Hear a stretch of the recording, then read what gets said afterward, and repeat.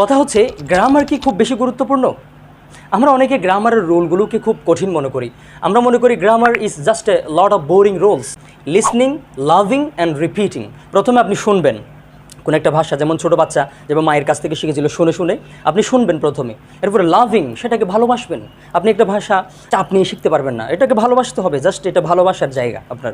তারপরে রিপিটিং, যা শুনছেন ভালো লাগতেছে রিপিট করবেন, বলবেন, প্র্যাকটিস করবেন, তখনই দেখবেন আপনার ভাষা আয়ত্ত হয়ে গিয়েছে। দেন তারপর গ্রামারে ফোকাস করতে পারবেন। আসসালামু আলাইকুম রহমতুল্লাহি ওয়া বারাকাতুহু।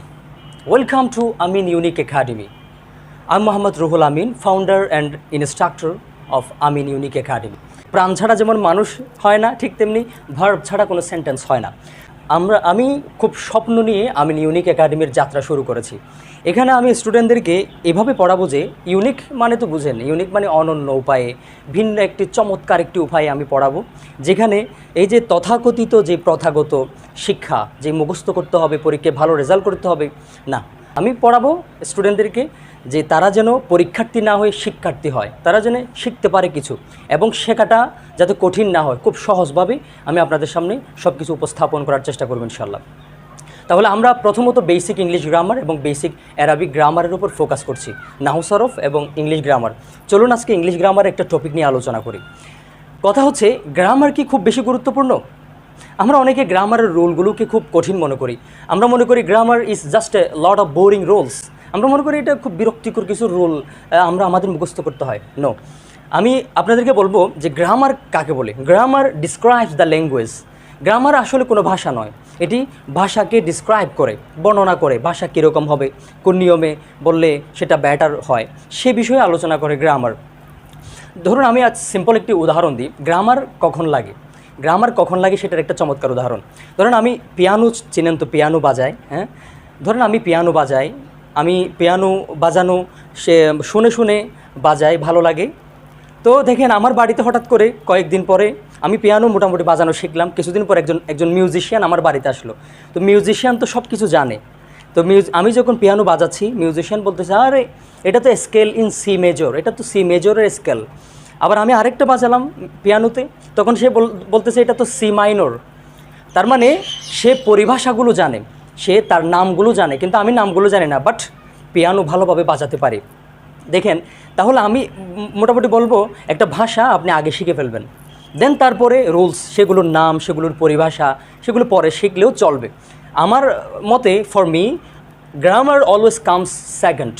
গ্রামার দ্বিতীয় নম্বরে আসবে। প্রথম হচ্ছে কি, প্রথমে দেখেন লিসনিং, লাভিং অ্যান্ড রিপিটিং।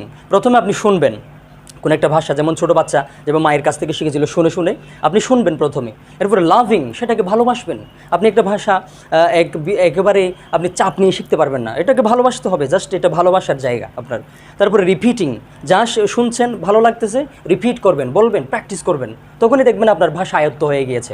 দেন তারপর গ্রামারে ফোকাস করতে পারবেন। সো এখন দেখেন, আমরা গ্রামারের সবচেয়ে গুরুত্বপূর্ণ পার্ট হচ্ছে পার্টস অফ স্পিচ। স্পিচ মানে হচ্ছে বাক্য, পার্ট মানে হচ্ছে অংশ। তাহলে বাক্যের প্রত্যেকটি অংশকে এক একটি পার্টস অফ স্পিচ বলে। আচ্ছা, আপনারা তো সবাই জানেন পার্টস অফ স্পিচ কয় প্রকার? 8 প্রকার। 8 প্রকার পার্টস অফ স্পিচের মধ্যে আমি বলছি noun, pronoun, adjective, verb, adverb, preposition, conjunction, interjection. এর মধ্যে সবচেয়ে গুরুত্বপূর্ণ হচ্ছে ভার্ব, কারণ হচ্ছে ভার্ব হচ্ছে একটা সেন্টেন্সের প্রাণ, যাকে বলে। প্রাণ ছাড়া যেমন মানুষ হয় না, ঠিক তেমনি ভার্ব ছাড়া কোনো সেন্টেন্স হয় না।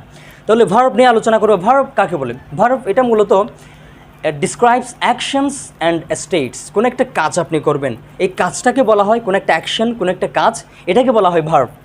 তাহলে যেমন উদাহরণ দিচ্ছি আমি, ড্রাইভ, গাড়ি চালানো, ড্রাইভ। কুক, রান্না করা।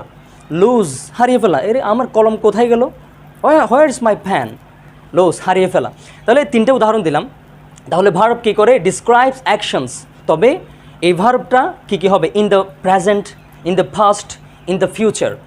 বর্তমানের একটা কাজ বর্ণনা করবে, অথবা অতীতের একটা কাজ বর্ণনা করবে, অথবা ভবিষ্যতের একটা কাজ বর্ণনা করবে। তাহলে 3টা কাল আছে আমাদের, বর্তমানকাল, অতীতকাল, ভবিষ্যৎকাল। এগুলোকে বলা হয় টেন্স। আবার টেন্সের আলাদা ক্লাস আসবে ইনশাল্লাহ। Stay connected with Amin unique academy. Follow, subscribe করে সাথে থাকবেন, রেগুলার ক্লাস পেয়ে যাবেন ইনশাল্লাহ। তাহলে আমি উদাহরণ দিচ্ছি, প্রেজেন্ট টেন্স। প্রেজেন্ট মানে হচ্ছে বর্তমান। যেমন আমি যদি বলি আই কুক, আমি রান্না করি, এটা হচ্ছে আমি বর্তমানে রান্না করি, এটা তো স্বাভাবিক একটা ইনডিফিনিট। তাহলে দেখেন আই কুক আমি রান্না করি, আবার আমি যদি বলি হি কুকস সে রান্না করে, তখন কুকের পরে কিন্তু এস যুক্ত হবে, কারণ যখন subject third person singular number হবে ভার্বের শেষে এস বাই এস যুক্ত হয়। তাহলে হি হচ্ছে থার্ড পার্সন সিঙ্গুলার নাম্বার, এই জন্য কুকের পরে কি যুক্ত হয়েছে, এস যুক্ত হয়েছে। এরপর আমি যদি বলি আই কুকড ইয়েস্টারডে আমি গতকাল রান্না করেছিলাম, তখন হবে এটা ফার্স্ট টেন্স, তখন কি হবে পাস্ট, এটা তখন প্রেজেন্ট থাকবে না। কিন্তু ভার্ব কিন্তু চেঞ্জ হয়, প্রেজেন্টও হবে, পাস্টও হবে, অথবা ফিউচারে হবে। তাহলে আই কুকড ইয়েস্টারডে আমি গতকাল রান্না করেছিলাম, ইডি যোগ হওয়ার ফলে এটা হয়ে গেছে ফার্স্ট। এরপরে আমি যদি বলি আমি কালকে রান্না করব, ভবিষ্যতে রান্না করব, হ্যাঁ আই উইল কুক আমি রান্না করব। মূল ব্যাপার হচ্ছে ভার্ব কিন্তু আবার নাউনও হয় অনেক সময়। যেমন ধরেন it can be noun, I love cooking আমি রান্না করতে পছন্দ করি। এখানে ভার্ব কোনটা, কুকিং কি ভার্ব? নো, এখানে ভার্ব হচ্ছে লাভ, অথবা আই লাইক কুকিং, লাইক পছন্দ করে এটা ভার্ব, আর কুকিংটা নাউন হয়ে গিয়েছে। আর আমি যদি বলি কুকিং ইজ ফান রান্না করাটা খুব একটা মজার বিষয়, কুকিং ইজ ফান, তখন কুকিংটা হয়ে গেছে নাউন। সো আজকের কথা হচ্ছে এতটুকু। সবাইকে ধন্যবাদ। আমি ইউনিক একাডেমির সাথে থাকবেন, সবাই সাপোর্ট করবেন। আসসালামু আলাইকুম ওয়া রাহমাতুল্লাহি ওয়া বারাকাতুহু।